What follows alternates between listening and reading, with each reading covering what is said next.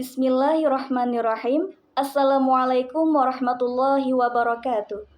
Hamdan syukran lillah, salatan wassalaman ala rasulillah, wa ala alihi wa sahbihi wa mawalah, amma ba'd. Alhamdulillah, puji syukur kita panjatkan kehadirat Allah subhanahu wa ta'ala atas segala karunia-Nya yang telah menurunkan Al-Quran sebagai petunjuk hidup, sekaligus menganugerahkan akal kepada kita semua untuk memahaminya. Salam ma'assalam semoga tercurahkan kepada baginda Rasulullah Muhammad sallallahu alaihi wasallam, suri teladan yang agung yang menafsirkan firman Allah dengan penuh hikmah dan kebijaksanaan. Kata-kata penghormatan saya kepada dosen pengampu mata kuliah tafsir, yaitu Bapak Khairul Azmi MPD, serta teman-teman seperjuangan yang saya cintai. Nah, teman-teman sekalian, di era yang penuh dengan berbagai persoalan baru, Al-Quran tetap hadir sebagai petunjuk yang utama. Pertanyaannya, bagaimana supaya pemahaman kita terhadap Al-Quran selalu sesuai dengan perkembangan zaman? Jawabannya ada pada salah satu metode penafsiran yang paling sesuai dengan perkembangan zaman, yaitu penafsiran tafsir bir-ra'yi. Pada kesempatan kali ini, izinkan saya, Ayu Nafisa dari Program Studi Pendidikan Agama Islam ingin menyampaikan secara singkat mengenai pengertian tafsir bir-ra'yi, pandangan para ulama, syarat-syaratnya, contoh serta relevansinya bagi kita di abad ke-21 ini. Tafsir bir-ra'yi adalah metode penafsiran Al-Quran menggunakan akal, ijtihad, dan analisis seorang mufasir untuk memahami ayat-ayat Al-Quran dengan tetap berpegang pada kaidah ilmu syar'i. Kata ra'yi itu sendiri berarti pendapat ataupun pemikiran. Nah, jadi tafsir ini tidak hanya menukilkan riwayat, tetapi juga mengaitkan ayat dengan konteks kehidupan manusia di setiap zaman. Para ulama memang berbeda pendapat tentang metode ini. Sebagian menolak keras, khawatir tafsir dengan akal akan keluar dari maksud sebenarnya dan hanya mengikuti hawa nafsu saja. Namun, banyak juga ulama-ulama lain yang menerimanya dengan catatan tafsir bir-ra'yi dilakukan oleh orang yang benar-benar ahli dan memenuhi syarat-syarat tertentu. Di antara syarat-syaratnya adalah yang pertama, menguasai bahasa Arab dengan baik. Mengapa demikian? Karena Al-Quran diturunkan dalam bahasa Arab. Seorang mufasir harus memahami tata bahasa, susunan kalimat, dan juga makna kata-katanya. Syarat yang kedua, seorang mufasir harus bisa memahami asbabun nuzul, yaitu mengetahui latar belakang turunnya ayat. Nah, dengan ini, tafsir bisa sesuai dengan konteks ayat, bukan ditarik keluar dari maksud ayat tersebut. Yang ketiga, mengetahui nasakh dan mansukh suatu ayat. Nasakh artinya ayat yang menghapus hukum yang sebelumnya, sementara mansukh adalah ayat yang hukumnya diganti dengan ayat lain.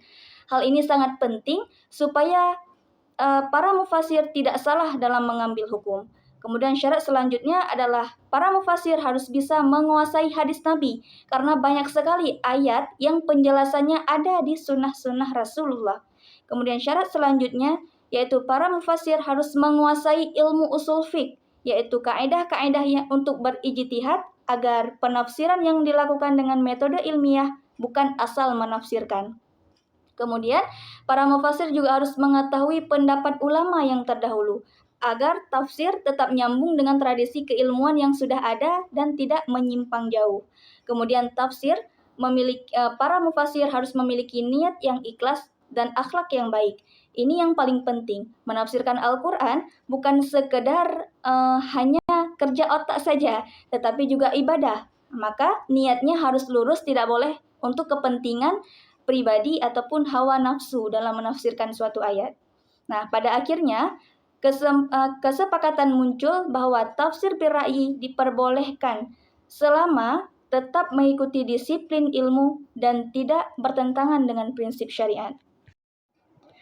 Nah, sehingga tafsir bir-ra'yi terbagi kepada dua pembagian. Yang pertama adalah tafsir bir-ra'yi al-mahmud ataupun tafsir terpuji, yaitu penafsiran yang dilakukan secara cerdas dan bertanggung jawab.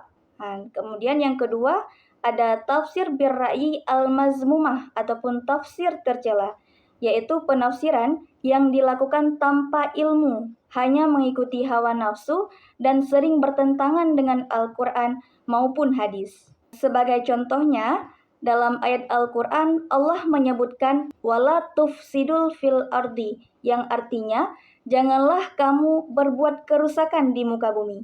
Dalam tafsir klasik, kerusakan itu dipahami sebagai perbuatan dosa ataupun maksiat.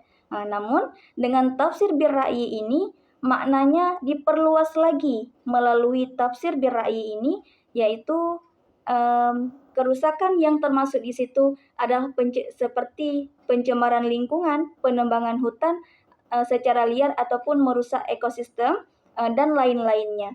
Dengan begitu, ayat ini terasa lebih dekat dengan persoalan nyata yang kita hadapi dalam kehidupan sehari-hari. Dalam sejarah Islam, banyak tokoh besar yang menggunakan metode ini, misalnya Imam Abu Hanifah yang terkenal dengan ijtihad dan ra'yunya. Kemudian ada Fakhruddin Ar-Razi yang menulis tafsir Mafatih Al-Ghaib dengan pendekatan filosofis.